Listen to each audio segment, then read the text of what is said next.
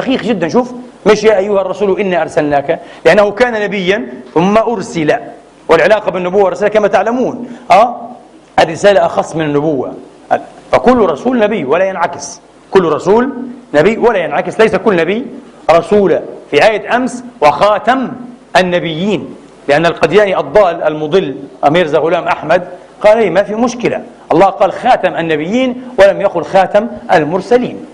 فأنا رسول، أن محمد ختمت به النبوات، وهذا من جهله وغباوته وفدامته، الفدم الغبي المكودن.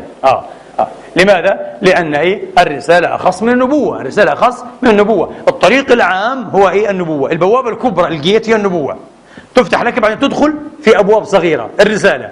فإذا أغلقت البوابة العظمى انتهى خلاص، ما في دخول أصلا، على الساحة كلها انتهت، لأن البوابة العظمى الجيت هذه أغلقت، هذه لأن أعم، دائرة النبوة أعم، هذه البوابة.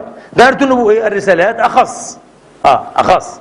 فإذا أغلق الأعم وارتفع الأعم بالحري وبالحتم يرتفع الأخص. قال يا أيها النبي إنا أرسلناك شاهدا